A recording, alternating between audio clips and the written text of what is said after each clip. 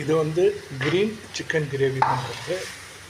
இதுக்கு எப்படின்னா ஃபஸ்ட்டு ஒரு 200 கிராம் வெங்காயம் வறுத்துக்கணும், தக்காளி வறுத்துக்கணும், இஞ்சி பூண்டு பேஸ்ட்டு ஒரு 50 கிராமு, அதுக்கப்புறம் பட்டை, ஏலக்காய், லவங்கம், சோம்பு, இது எல்லாமே வந்து ஒரு 10 கிராமில் வச்சுக்கணும். ஆனால் சோம்பு மட்டும் ஒரு கைப்பிடி சின்னதாக கைப்பிடிக்கு கைக்கு தர மாதிரி கம்மியாக எடுத்துக்கணும். தாளிப்பு போட சொல்ல மட்டும் எண்ணெய் வந்து 100 ml போட்டுக்கணும்.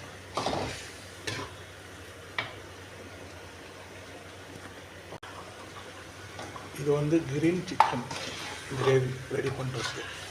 இதுக்கு தேவையான பொருள் பார்த்திங்கன்னா 200 கிராம் வெங்காயம், தக்காளி 200 கிராம், அதுக்கப்புறம் இஞ்சி பூண்டு பேஸ்ட்டு 100 கிராம், பட்டை, லவங்கம், ஏலக்காய், இது எல்லாமே வந்து 10 கிராம் இருக்கணும்.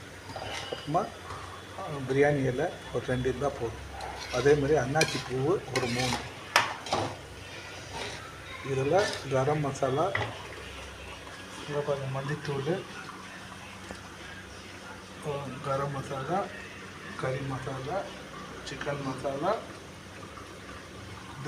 ஜீரகத்தூள், அதுக்கப்புறம் கல்பாசி, பிரியாணி இலை, அன்னாச்சி பூ, சோம்பு, இவ்வளோ தான். அதுக்கப்புறம் மிளகுத்தூள், இவ்வளோ தான் இதுக்கு யூஸ் பண்ணணும். மிளகாத்தூள் நம்ம யூஸ் பண்ணுறது இல்லை. ஏன்னா அது வந்து நம்ம வந்து மிளகாத்தூள் வந்து கவரில் பச்சை மிளகாவை அரைச்சி ஊற்றுறோம். பச்சை மிளகா, கொத்தமல்லி, புதினா, அது 3த்துமே வறுத்துட்டு நல்லா பேஸ்ட்டாக அரைச்சி இதில் ஊற்ற போகிறோம். கோழிக்கறி பார்த்தா 3/4 கிலோ இருக்குது.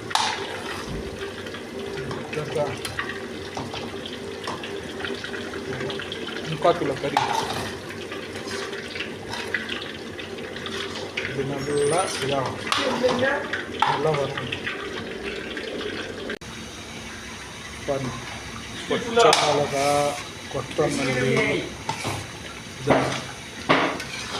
புதினா, இது 3 போட்டு அது பேஸ்ட் பண்ணி நம்ம இதில் மிக்ஸ் பண்ணிவிட்டேன்.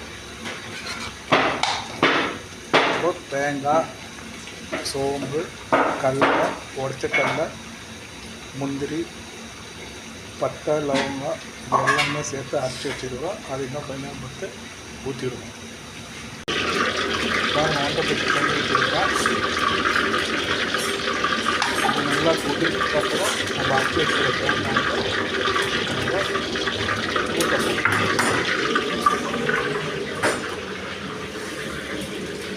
பாருங்க, சரிதா? இது வந்து லாஸ்ட்டாக ஒரு கரண்டி சர்க்கரை போடணும். போட்டுட்டு உப்பு பார்த்துட்டு அதுக்கப்புறம் கொத்தமல்லி, புதினா போட்டு இறக்கிடணும். அவ்வளோதான் முடிஞ்சிச்சு.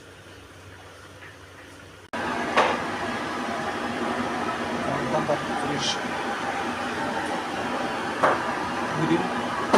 கிரேவி.